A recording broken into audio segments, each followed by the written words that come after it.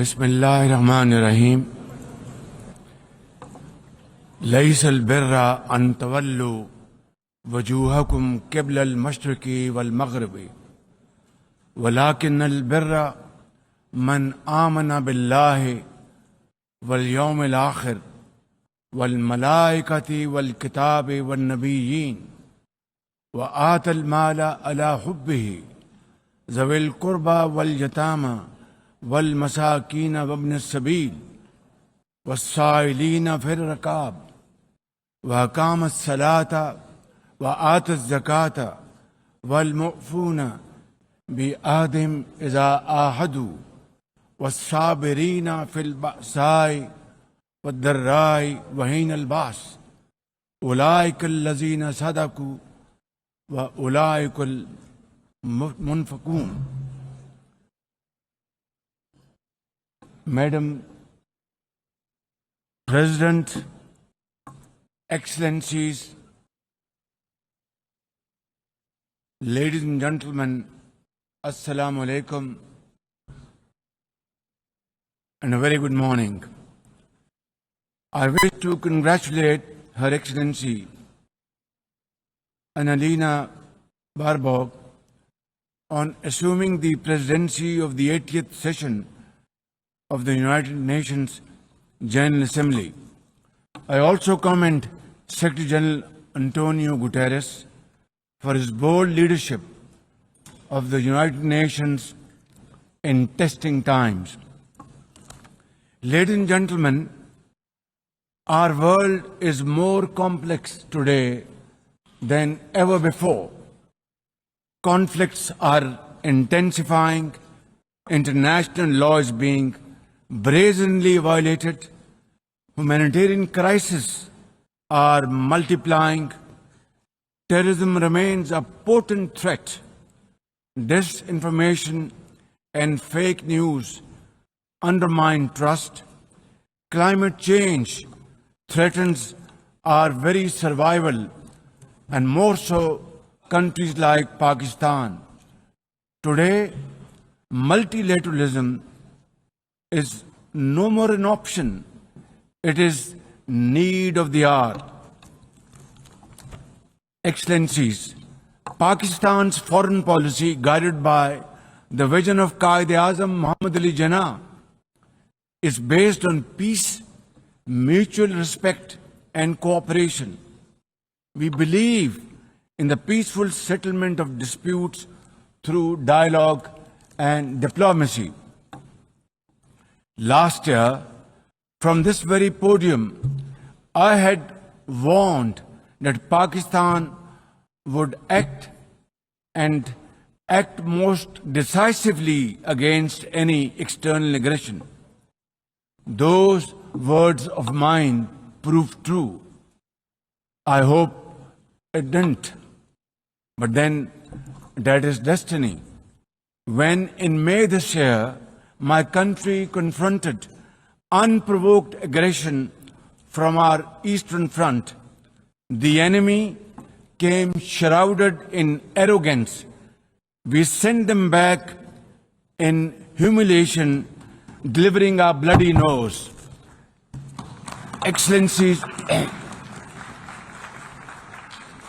India sought to extract political gains from a human tragedy by spurning my sincere offer of an independent international investigation into the Pahalgam incident.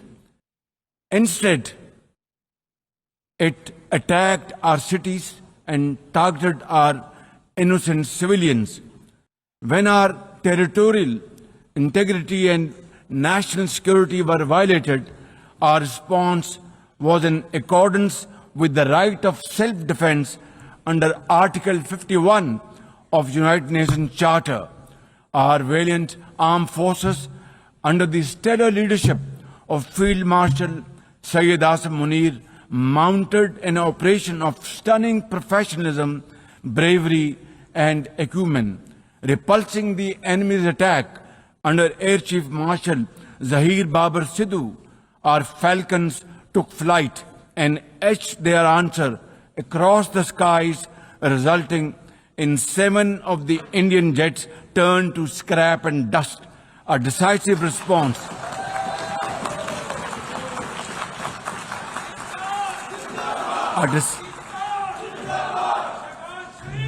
A decisive response to the aggressor that will echo through the annals of history. To the faith engraved in glory, to the mothers of our martyrs, their courage guides our path forward, and their sacrifice shall never be in vain, inshallah, God willing.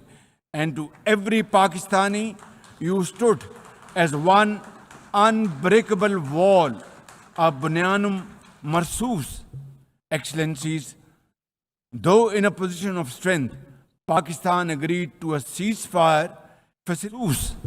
Excellencies, though in a position of strength, Pakistan agreed to a ceasefire facilitated by President Donald Trump's bold and visionary leadership. We express our deep appreciation to him and his team for their active role in bringing about the ceasefire. President Trump's efforts for peace helped avert a more threatening war in South Asia. Had he not intervened timely and decisively, the consequences of a full-fledged war would have been catastrophic. Who would have lived to tell what happened? And therefore, in recognition of President Trump's wonderful and outstanding contribution to promote peace in our part of the world, Pakistan nominated him for Nobel Peace Prize. And I think this is the least we could do for his love for peace. And I think truly he's a man of peace. Ladies and gentlemen, we're also grateful to our friends and partners, including China, Turkey, Saudi Arabia, Qatar, Azerbaijan, Iran, UAE, and of course, UN Secretary General for extending their diplomatic support to Pakistan at this crucial time. Excellencies, we have won the war, and now we seek to in our part of the world, and this is my most sincere and serious offer before this August Assembly of the World Nations.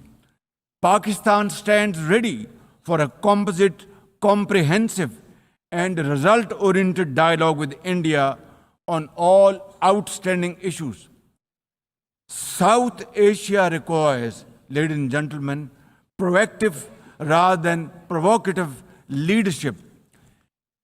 India's unilateral and illegal attempt to hold the Indus Water Treaty in abeyance defies the provisions of the treaty itself as well as the norms of international law.